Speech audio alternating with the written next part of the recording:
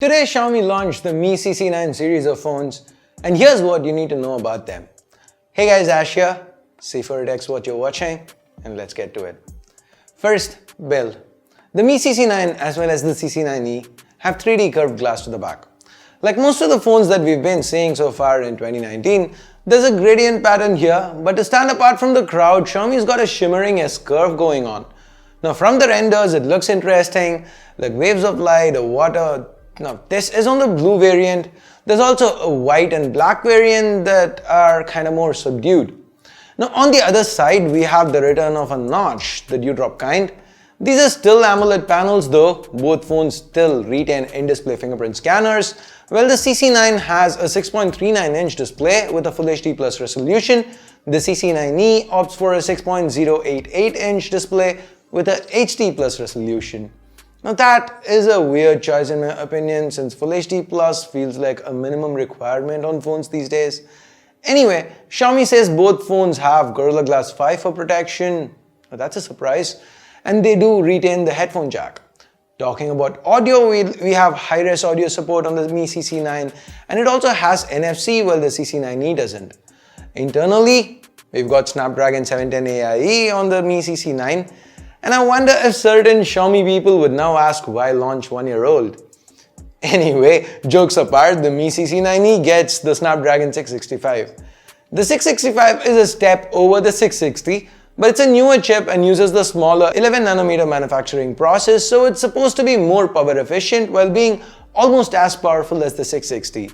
And I say almost as powerful since it's clocked slightly lower.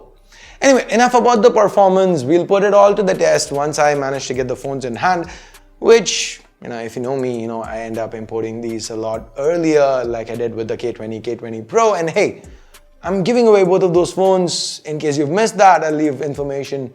I'll leave a link in the description below. Do check it out to enter the giveaway if you're interested. Now, coming back to the CC9 series, as far as the battery goes, despite the difference in display sizes, Xiaomi is still offering the same capacity battery on both phones, 40-30 mAh.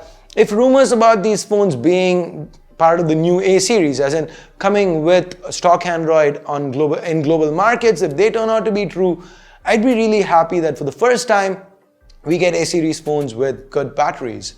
Anyway, now this battery capacity with MIUI and these specs, that should make for good battery life.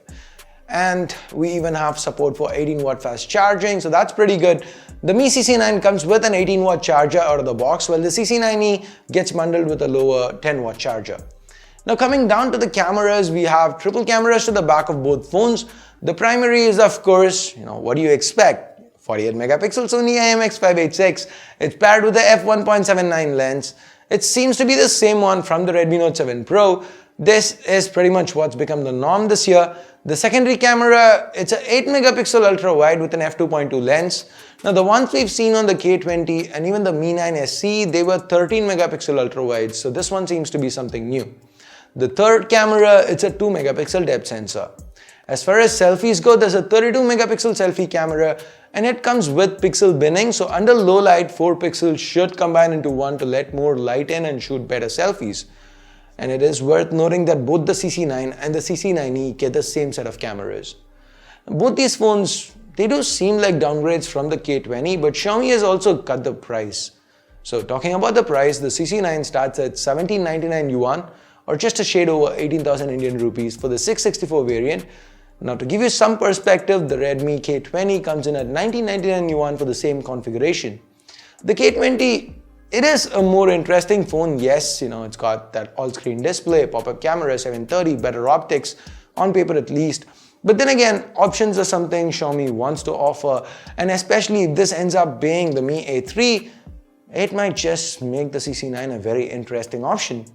By the way, there is a special edition which comes in this pearlescent color that's called the Meitu edition, and it is the 8256 variant. It comes in at 2599 yuan, about 26,000 Indian rupees.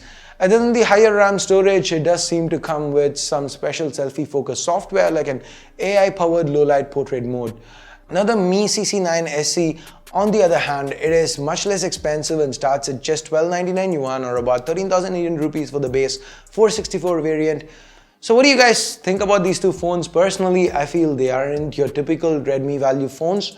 They aren't the Redmi Note 7, Note 7 Pro, K20, K20 Pro level value for money options. But still, if you do look at the market as a whole, they seem to be quite decent offerings. Once I'd like to get my hands on and test before drawing further conclusions. But what about you? Let me know what you think about these offerings in the comments below. And would you like to see them as the Mi A3 and Mi A3 Lite in other markets like India?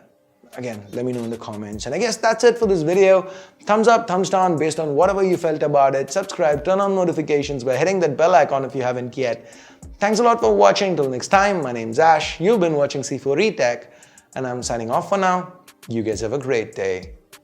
Bye-bye.